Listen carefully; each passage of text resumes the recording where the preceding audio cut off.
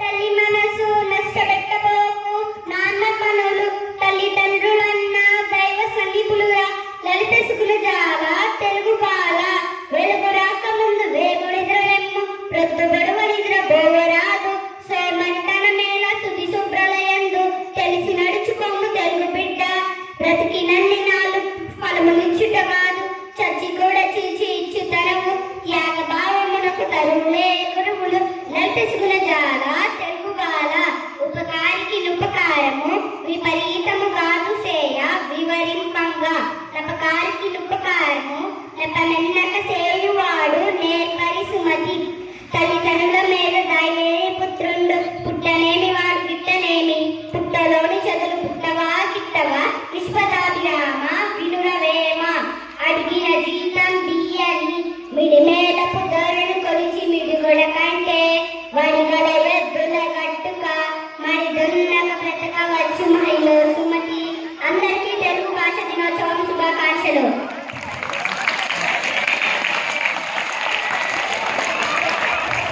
నైతిక విలువల గురించి మీరు తెలుసుకోవాలని నేను ఆశపడుతున్నాను. నైతిక విలువ అంటే మనం చేసే మంచి పనులు నైతిక విలువ అంటారు. కాబట్టి ఈ రోజు నేను చెప్పబోతున్నాను నైతిక విలువ వాటి గురించి మీరు తెలుసుకోవాలని నేను ఆశిస్తున్నాను.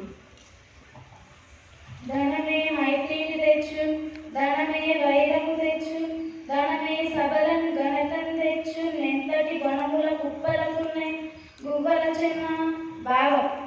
ఓ గువ్వల చెన్న ధనుని స్నేహాన్ని పెంచుతుంది, శత్రుత్వాన్ని కలుగజేస్తుంది, సబలలో గొప్పతనాన్ని తెచ్చిపెడుతుంది. ఇలా లోకంలో ఎన్నో గుణాలకు ధనమే కారణం అవుతుంది. బలవంతుడ నాకేమని పలుగులతో నిగ్రహించు పలుకుటమేలా, బలవంతమైన సర్పము చర్చీమల చేత చిక్కి చావరి సుమతి. భావం. ఓ సుమతి, నేను బలవంతుడిని అనే గర్వంతో ప్రవర్తించకూడదు. ఎందుకంటే కొన్ని సమయాల్లో తనకంటే తక్కువ బలం గల వారి చేతులలో ఓడిపోయే అవకాశం ఉంటుంది. చీమల కంటే పాము బలమైనది కదా, కానీ చీమల గుంపు పామును కుట్టి చంపివేయగలరు. అందరికీ తెలుగు దినోత్సవ శుభాకాంక్షలు. అందరికీ ముందుగా తెలుగు భాషా దినోత్సవ శుభాకాంక్షలు. తెలుగు అనే పదంలోనే ఎంతో మాధుర్యం ఉంది కదా. తెలుగు భాష మన తెలుగు భాష, అమ్మదనం నిండిన కమనైన భాష మన తెలుగు భాష. ఆగస్టు 29 ఈ తేదీకి ఒక ప్రత్యేకత ఉంది. వ్యవహారిక భాష ఉద్యమకర్త అయిన గిడుగు వెంకట రామమూర్తి పంతులు గారి పుట్టినరోజు ఈ రోజు. గ్రాంధిక భాషలో ఉండే పాఠ్యాంశాలను వాడుక భాషలోకి మార్చాలని ఎంతగానో కృషి చేసిన వారు గిడుగు వెంకట రామమూర్తి పంతులు గారు. తెలుగు భాషకు ఆయన చేసిన కృషి చిరస్మరణీయం. ప్రతి విద్యార్థికి సులువైన పద్ధతిలో పాఠ్యాంశాలు ఉండాలని ఆలోచించి మనం ఇంట్లో మాట్లాడే భాష, బడిలో మాట్లాడే భాష వేరువేరుగా ఎందుకు ఉండాలని అనుకుని వాడుక భాషలోనే పాఠ్యాంశాలు ఉండాలని ఉద్యమం చేశారు. ఈయన చేసిన కృషిని గుర్తించి ఈయన పుట్టినరోజు అనగా ఆగస్టు 29న తెలుగు భాషా దినోత్సవంగా జరుపుకుంటారు. మనిషి పుట్టిన తరువాత మొదటిగా భాష నేర్చుకునేది అమ్మ ఒడిలోనే. అదే మన మాతృభాష. ఈ సృష్టిలో ఎన్నో జీవరాశులు ఉన్నాయి, కానీ మానవునికి మాత్రమే తన మనసులో ఉన్న భావోద్వేగాలను బయట పెట్టడానికి భాష అనే ఆయుధం తోడ్పడుతుంది. ఈ భాష ద్వారా భావాలను వ్యక్తపరచగలం. ఎన్ని భాషలు ఉన్నా మన మాతృభాష యొక్క గొప్పతనం గురించి వేరే చెప్పనవసరం లేదు.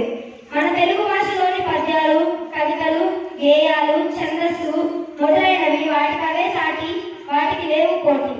అందుకే అన్నారు శ్రీకృష్ణదేవరాయలు, దేశ భాషలను తెలుగు లెస్స అని. దీనిని బట్టి తెలుస్తుంది మన తెలుగు భాష యొక్క గొప్పతనం.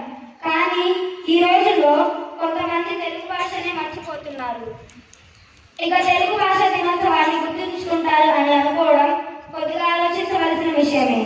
ఇలా అనడం వల్ల కొంతమందికి కోపం రావచ్చు, కానీ ఇది నిజం. ఇతర భాష వ్యామోహంలో పడి మాతృభాష మొక్కు తగ్గిపోతుంది. అలా అని ఏ ఇతర భాషలను నేర్చుకోకూడదు అని అనడం లేదు. మొదట మన మాతృభాషకు ప్రాధాన్యతను ఇవ్వాలి. తెలుగు రాని వారితో ఇతర భాషల్లో మాట్లాడడంలో తప్పు లేదు, కానీ తెలిసిన వారితో కూడా పరభాషలో మాట్లాడడం మన భాషను మనం తక్కువ చేసుకోవడమే. మాతృభాష తల్లిపాల వంటిది, పరభాష కోతపాల వంటిది అని కొమర్రాజు లక్ష్మణరావు గారు చెప్పారు. అనగా ఏ ప్రాంతం వారికైనా వారి భాష అమ్మ లాంటిది. అటువంటి కమ్మనైన మన మాతృభాషలోనే మనం భాషిద్దాం అని తెలుపుతూ అందరికీ మరోసారి తెలుగు భాష దినోత్సవ శుభాకాంక్షలు.